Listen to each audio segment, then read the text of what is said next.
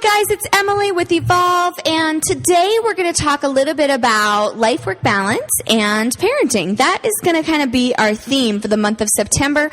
August, we talk specifically about balance and creating balance, prioritizing our life so that we can create balance, and some other elements that kind of go along with that.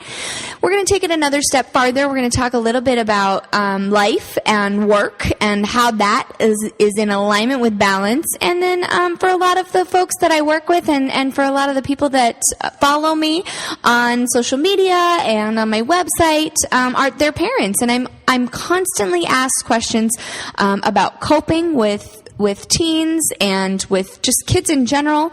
And so I do a lot of work with that. I share my own story and the things that I go through and deal with in regard to my own children. And I also have a kiddo here today that we're going to talk about interview him, kind of just get things from his perspective, because I think one of the things that for me is super helpful is to be able to really listen and hear what the kids have to say about their parents. And if you're a parent and you're listening to this, if you can hear this kiddo's perspective and really what is important to him, it might be able to help you connect with your kids on a different level. So first we're going to hear from the parent, and so I want to introduce to you one of my clients that we've done some work with, and just get a little bit of information from her on what she feels like were the two biggest things that as a parent you struggle with. So can you talk to us a little bit about that? Hi guys. Yeah, I can definitely talk to you about the two things that I feel like I struggle with the most as a parent. And I would say the number one thing would be knowing if I'm making the right decision. Mainly, I guess, with what I'm talking to my kids about, and also with the punishment that I choose to go with when I feel like they've made an incorrect choice. So that's pretty big on my list, is just knowing if what I'm doing is right. And then I'm a divorced, remarried mom dealing with a 11-year-old and a 5-year-old, and just knowing balance. So that's pretty huge for me right now, and getting Emily's feedback with the balance that we're trying to create in our situation that we have going on. Thank you. I think that those are two huge things from that I hear from parents I've experienced personally. You want to know that you're making the right decision. You want to know that you're doing the right thing by your child. And one of the things that we talk about in coaching all the time is that there is not necessarily, from my perspective, a right or wrong answer. You know, you learn from the things that you can look back on things and go, gosh, I maybe wish I would have handled that differently, or I wish I would have said this, or I wish I would have said that. But those are our experiences that we learn from. Those are opportunities that we, can look at and share with our kiddos. And the most important thing that I can say, that I say to my kids on a regular basis is, I'm doing the best I can with what I've got. I don't always have the right answer. I don't always make the right decision. And I don't think that you can never do anything right by somebody else's perspective. And what I mean by that is, if you sat my kids down, and we're going to actually talk to your son in just a few minutes here, but if you sat them down and you said, do you think that your mom makes the right decisions? They're going to say, heck no. They're not going to think that we make the right decisions, and that's okay. I can honestly look at my parents and say, did they make the right decisions? No. And I don't know that I would expect them to. I want my kids to know that I'm a real person and that I don't have all the answers to everything they're going to go through, especially the things that they're dealing with now. They're coming at them faster, far harder, stronger, longer than they were when I was a kid. So, it is hard to know if you're making the right decision or not, and how to weigh all of that out. And then, what are some consequences, or, the punishment structure that goes along with, like you said, when they've made a choice that maybe you don't agree with, or, that doesn't align with what you want to have them get in terms of their value system and their morals and that kind of thing. So those are definitely two huge things that I think a lot of parents are up against. And, we'll talk in greater detail about those things later on in the month as we kind of go along. But now I kind of want to hear a little bit from the kiddos' perspective. And so can you tell us a little bit about how old you are and what the two biggest things are that you feel like kids struggle with in regard to life and dealing with their families? I'm 11 years old, and the thing I struggle with is that I don't so agree with my parents once in a while, and we get in fights, and then I tend to break stuff, and then I just get in more and more trouble, and it just goes down the road a whole bunch, more and more and more after I do things, and then I just gotta sit down and talk to them, and then I just kind of gotta calm down. It's really hard for me to calm down once in a while after something, and it's hard for me to do a lot of things. I get in a lot of trouble once in a while, and sometimes I don't do so well, and then I don't do the right decisions once in a while, but then once in a while I do, and me and my parents have a lot of fun, and it's kind of hard for me having them divorced, so it's just it. I think that's a really, really great perspective. There are a lot of kids out there nowadays that are dealing with parents that have experienced a divorce and that have went through a divorce. And, when I talk to kiddos about it, when I talk to my own kiddos about it, the thing that's important for them to know, I think, is that I want to be a good example to them. And staying in a situation that doesn't fulfill you completely and or make you happy is not always the best example. So sometimes, even though divorce is challenging and it's hard for everyone involved, it sometimes can be something that we can look at and say we grew from, or we really went the extra mile and were able to learn something from that situation. And so I think it has the opportunity to make you a stronger person, to make the kids a stronger person, and to be able to to learn something from that experience. Now, from your perspective, what would you say is for kids your age? So if you think about all of your friends and the kids that are in your class or that that are right around your age, what is the thing that they struggle with the most when it comes to being a kid your age?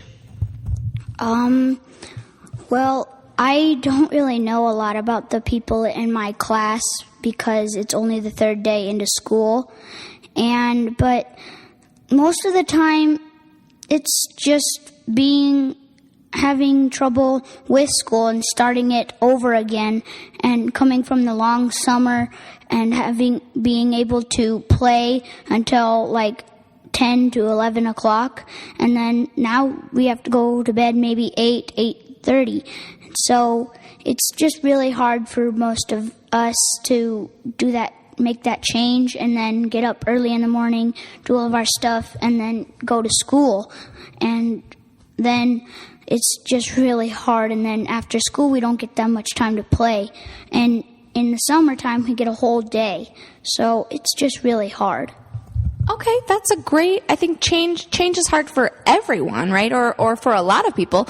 So from your perspective, the change that comes from the seasons is one of the things that kiddos your age struggle with. What from if you were to give advice to parents out there all over the world to make change easier for their kids, what might it be? Well, I don't think anything. Our parents are really good, and I don't think they should change at all. It kind of depends what it is and what happens. But right now, I think it's just all parents are really good, and it's just, I don't think they should change at all. Okay. I know that if I gave my kid an opportunity to say what they think I should change, they would have a laundry list of things to say. So that's a very unique perspective. If you could pick on one thing that a parent could do, not necessarily your parent, but just a parent in general, to make things easier for their kid, can you think of anything that comes up for you when I ask that question? I think maybe just not, I don't know. Nothing really. Okay. Everything's just perfect the way it is. You know, that's interesting that you say that, because that's often one thing that I say to a lot of my clients. Everything is exactly perfect just the way that it is. Even when it's hard, things are perfect just the way they are, right? And perfect not necessarily meaning that there's no problems, right? I talk a lot about being perfectly imperfect, and how when we embrace our flaws and the things that we feel like are wrong with us, so to speak, it can be a really, really wonderful experience, and give us a new perspective on other people that maybe we didn't have before. So now that you have heard that your child believes that you don't need to change any one thing whatsoever, what comes up for you as you listen to him answer some of these questions?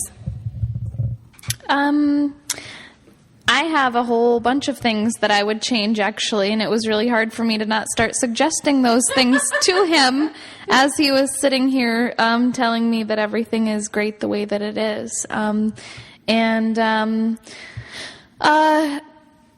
guess that is humbling in a way to hear from him that, he kind of gets it, that maybe I am doing a good job, and that I need to stop picking on myself so much, because like I said, I really do. I had a lot of things start popping up that, I could do to make the change different or better. At night before he goes to bed, I could do things different. So maybe that's something that a lot of parents will do, is constantly think about the things that they can be doing better, rather than realizing that maybe what they're doing right now is okay. I think that's a really, really important thing to think about. Earlier today, when I was preparing for this blog, I wrote down a couple of questions that I wanted to ask parents, and not necessarily from the perspective of answer this question right now today, but what is it that you're looking for? I think especially kids that when your kids are a little bit older, like for example, my oldest son is 15, and we just went through a little rough patch this last week or two, and when I look at myself and I say, what is it that I'm looking for?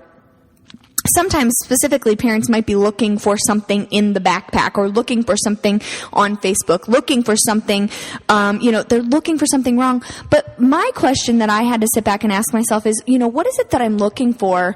And most of the time, I'm probably going to find something, right? They're out there doing all kind of crazy things. I can remember being 15, knowing what I was getting into, knowing the things that I was up against at that time, and it's coming faster to them now than it was when we were that age. And so, what is it that you're looking for? Are you looking for a way to, catch them in the act of doing something wrong? And is it equally as interesting for us to be able to look for something good that they're doing, or something positive and productive, than it is to look for something that's wrong with the situation or the scenario or the behavior, or whatever it is? And I think that we spend so much time. I just heard one of my good friends say to me that they read something that said we spend so much time focusing on the things that are wrong that we don't pay enough attention to the things that are right. And my good friend and mentor Steve Beck, in one of his seminars, I can remember he talks about how Johnny's mom Johnny comes home from school and shows her his report card, and he has, 5 A's and 2 B's, and what does she focus on? She focuses on the 2 B's and why they're not A's, and that's not my perspective. I'm thrilled and delighted when my kid comes home and all of his grades are above C's. So I think it really depends on where you're at in regard to that. But what is it that you're looking for? What are we focused on? And you're probably going to find whatever it is that you're looking for, good, bad, or indifferent. So thinking about that is a great thing. And then the second question that came up for me was, have you created an environment that supports them being dishonest to you? And I think that is something that I can remember knowing, even something simple as my mom coming and asking me, did you feed the dogs, or did you, clean your room, or did you, blah, blah, blah. There was very, very few times that I had actually done what she had asked me to do. And there was very few times that I was able to say to her honestly, yeah, I did it. I most of the time would say, yeah, I did it, knowing I didn't, and then do it later. And so, why, and I often examine that. Why is it that we lie about those little things? And I think it's to avoid a huge blow up. It was just as easy to say, yes, I have done this, when I hadn't, and deal with the consequences, or know that I could fix it and not have to deal with any kind of consequences, versus being honest. And so in my own parenting situation, I really have to look at, do I want to know the truth, or am I trying to create an opportunity or a situation for my child to fib to me about it? So, think about that in regard to your own parenting style. And, are you creating an opportunity for your kids to be dishonest with you, or are you creating an environment where they feel like they really can open up and talk to you about things? So we're going to talk a little bit more in depth about that later on. But one of the other things that I wanted to talk about is what do you feel like as a parent is your biggest strength? And has that always been there for you? Or was it something that you have had to work to develop?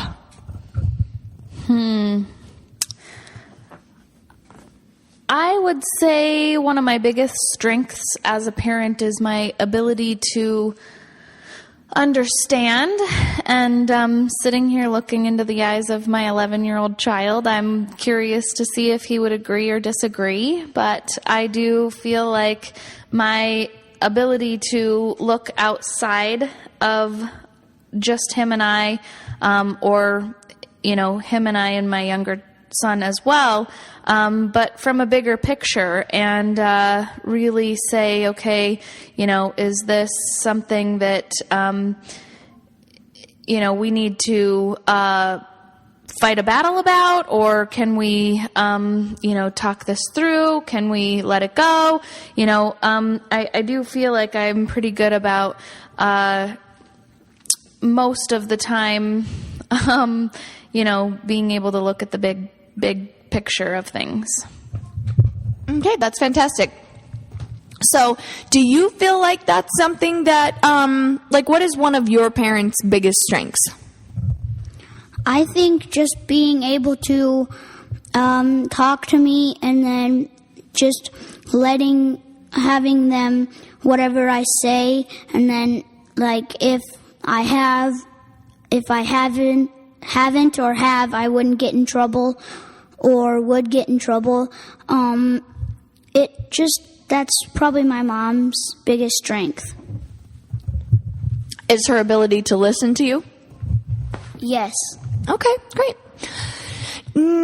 That kind of concludes the interview that I have for you guys today. Do you have anything else that you want to add that you could give, any advice to kids your age and how to make their parents' lives easier? I think just not argue and just listen. Just do what they ask. It's just a couple-minute thing.